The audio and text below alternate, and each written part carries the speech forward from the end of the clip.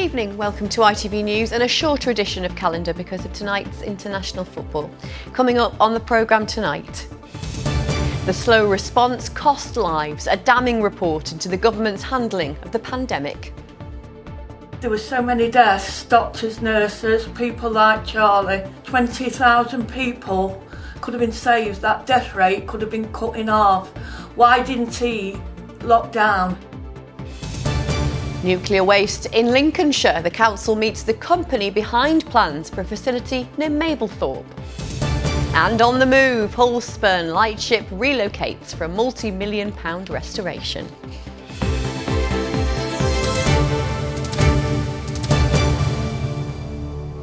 Good evening. First tonight, the widow of a paramedic from Mansfield who died from coronavirus says he and thousands of others were let down by the government. Charlie Goodwin caught the virus while ferrying patients from hospitals to care homes 3 months after it emerged in Britain.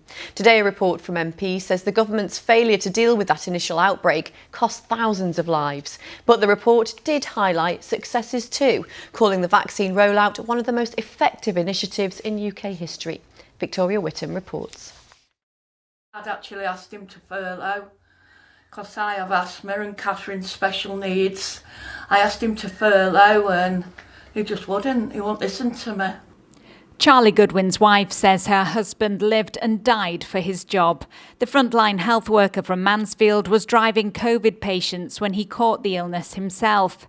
As the findings of the first major inquiry into Boris Johnson's government's handling of the COVID crisis are released, she says his death could have been avoided. Got blood on his hands. 20,000 people could have been saved. That death rate could have been cut in half. Why didn't he locked down when the death rate started rising? The damning report by 2 parliamentary committees states that the UK followed the wrong policy by trying to slow rather than stop the spread of infection. There was an inadequate initial focus on social care and the pandemic highlighted inequalities in society and the economy. It's also claimed the first lockdown in March 2020 and social distancing measures didn't come soon enough because there was a false belief that the public would not accept lockdown. We could have saved thousands of lives just by having a lockdown a week earlier. So our response has been pathetically slow.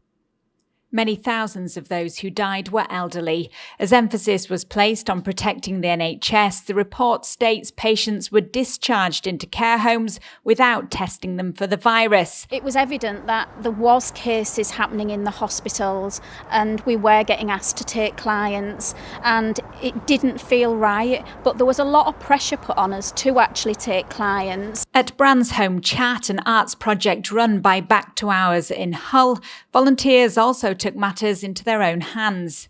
Before just hearing the rumours of lockdown, we went out there and we got as many people's phone numbers as possible because we knew that there would be people isolated.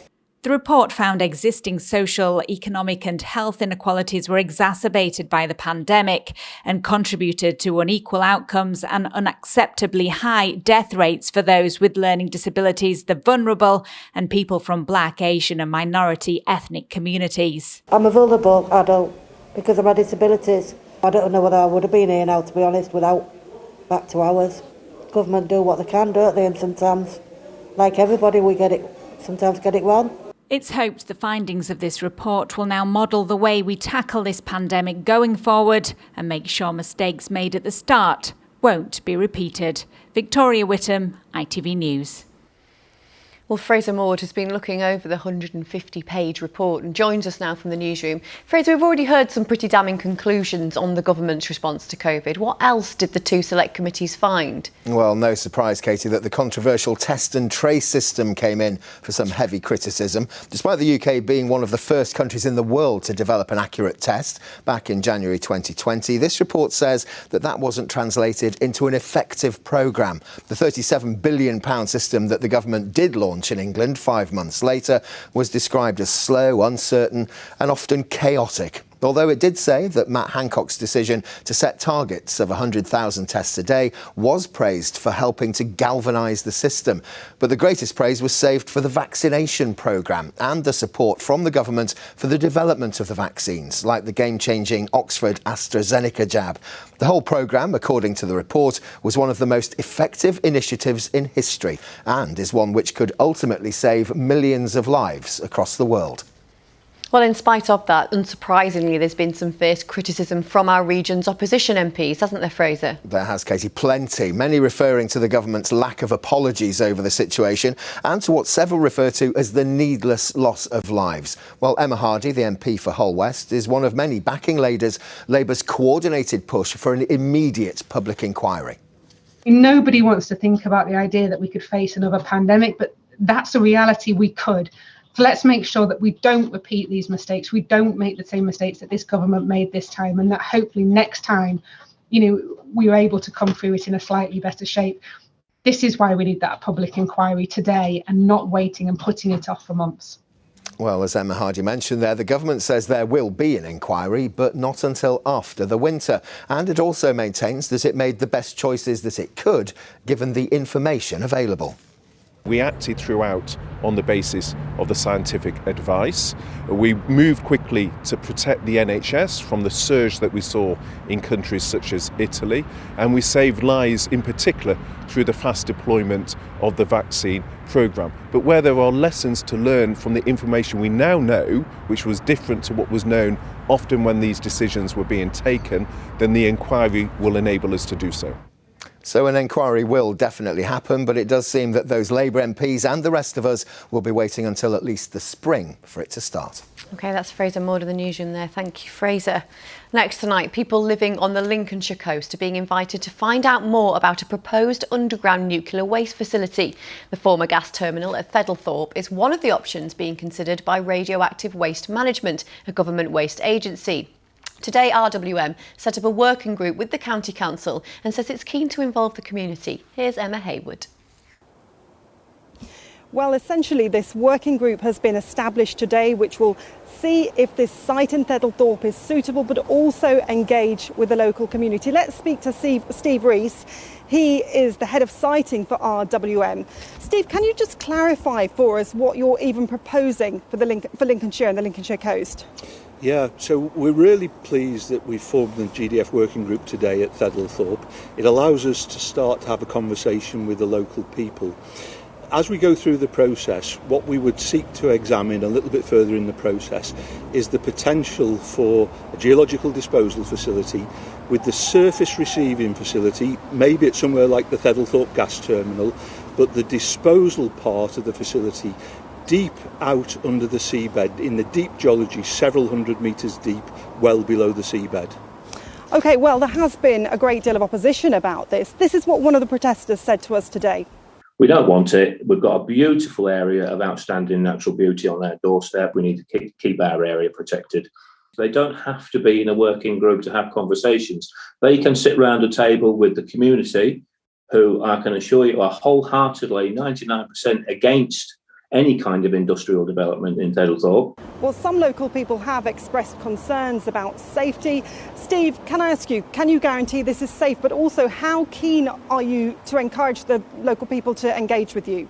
Yeah, so look, safety is absolutely paramount in everything we do, whether it be through construction, operation, and then after the geological disposal facility is closed. So that's really important. We need to produce safety cases verified by the regulators.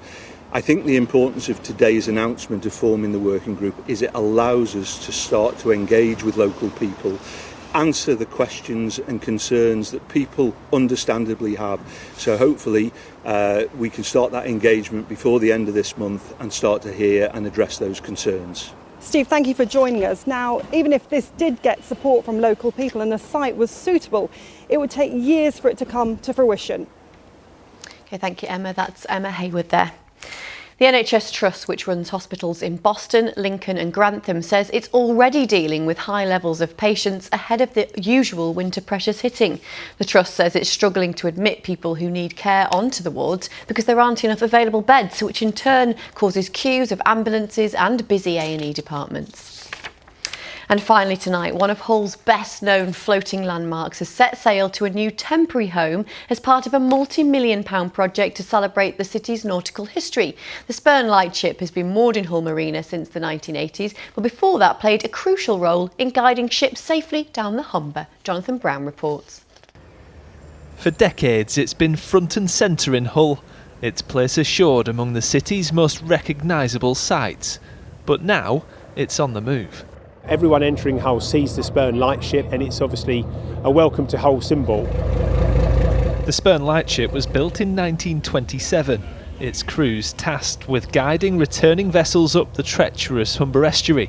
It was converted into a visitor attraction in the 1980s. It's been floating in the marina for 34 years, and so obviously that takes its toll. So it needs obviously completely refurbishing. It's played a really important part in the history of the city and the area. And the next stage of its journey will be part of our promotion of ourselves as a nautical city.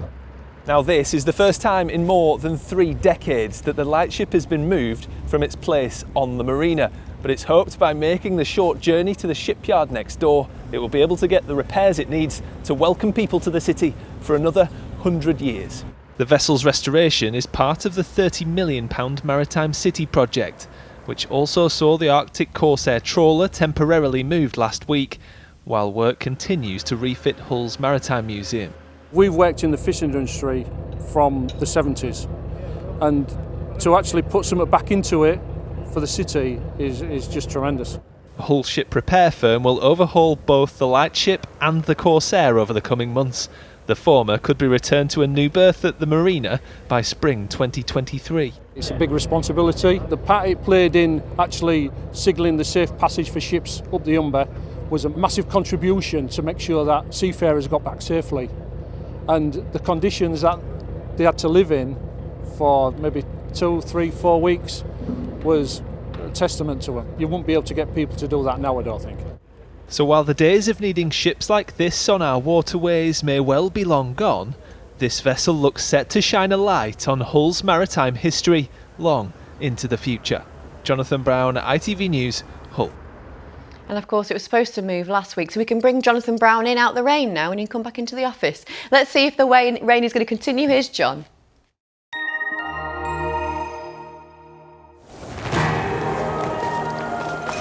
Bringing you blue skies and sunshine. TUI sponsors ITV Yorkshire Weather. Hello there, nothing much really to write home about today weather-wise, an awful lot of cloud, bits and pieces of light rain and drizzle, and this sky at Driffield this morning was typical of today, but it shouldn't spoil the fun of the fair down in Hull. This was taken yesterday evening. So a glance at the satellite sequence today does show that thicker band of cloud, which is a weak frontal system really, and the cloud thick enough to give 1 or 2 outbreaks of rain and drizzle. Through this evening and overnight tonight, a spit or spot can't be ruled out, but I think essentially it's going to be a dry night, a colder night than last night. Temperatures could get down to 4 or 5 Celsius by the end of tonight. There's your sun times for tomorrow. Over this morning's sunrise at Cleethorpes, up at 7:24, down again at 6:10. So a bit of a cloudy start again in the morning, but that cloud will be more readily broken up compared to today, in that we will see some sunshine certainly by tomorrow afternoon. Top temperatures tomorrow, not bad in the sunshine, at 16 Celsius. Into Thursday then, not too bad a day. We've still got high pressure to the south. It should be dry, rather breezy from the southwest. Enjoy your evening. TUI sponsors ITV Yorkshire Weather. Well, that's it from me. Our next update's at 10:30. The national and international stories follow shortly with Mary Nightingale. But for now, from the team here on Calendar, thanks ever so much for watching and we'll see you again soon. Bye.